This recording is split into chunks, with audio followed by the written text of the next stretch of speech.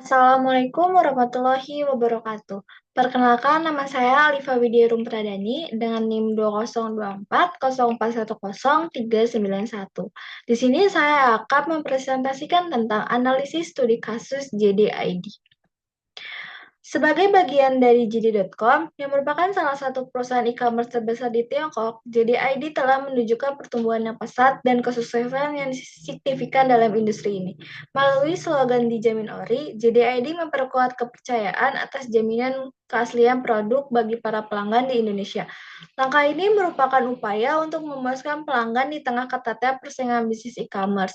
JDID mulai beroperasi di Indonesia sejak Oktober 2015.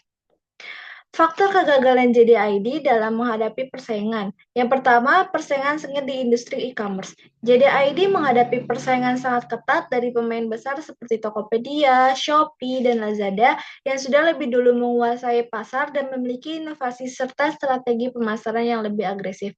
Kehadiran marketplace lain yang menawarkan fitur, layanan, dan promosi lebih menarik menyebabkan penurunan pangsa pasar JDID secara signifikan.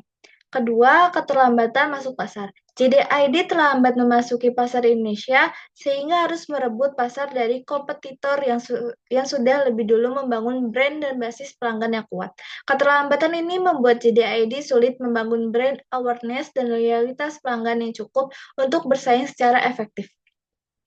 Yang ketiga, kegagalan inovasi dan adaptasi. JDID dinilai kurang inovatif dalam mengembangkan produk dan layanan, sehingga tidak mampu memenuhi kebutuhan dan preferensi konsumen yang terus berubah. UI atau UX JDID juga dianggap kurang ramah dan tidak memberikan pengalaman belanja yang optimal bagi pengguna. 4. Masalah keuangan dan pendanaan. JDID mengalami masalah keuangan serius, termasuk manajemen keuangan yang tidak efektif, pengeluaran yang tidak terkendali, dan kegagalan dalam mengelola arus kas. Penahanan suntikan dari investor akibat perusahaan tidak kunjung mencapai pertumbuhan yang menguntungkan, memperparah kondisi keuangan JDID. Kelima, strategi bisnis yang kurang tepat. JDID melakukan beberapa kesalahan strategi dan kurang adaptif terhadap perubahan pasar, termasuk kurangnya diferensiasi produk dan penawaran yang monoton sehingga membuat pelanggan jenuh.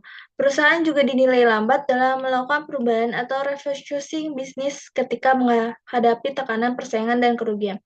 6. Tantangan operasional dan logistik. Sebagai negara kepulauan, Indonesia memiliki tantangan logistik tersendiri. JDID belum mampu memberikan layanan pengiriman yang merata dan berkualitas ke seluruh wilayah Indonesia. Hal ini berdampak pada kepuasan pelanggan dan memperlemah daya saing JDID di luar kota-kota besar. Langkah yang sebaiknya ditempuh untuk bangkit dari keterpurukan. Yang pertama, evaluasi dan identifikasi kelemahan. Lakukan evaluasi menyeluruh terhadap operasional dan strategi bisnis untuk mengidentifikasi akar masalah dan area yang perlu diperbaiki. Kedua, adaptasi dengan perubahan pasar. Tingkatkan riset pasar untuk memahami tren industri, perilaku konsumen, dan strategi kompetitor, lalu menyesuaikan model bisnis secara dinamis.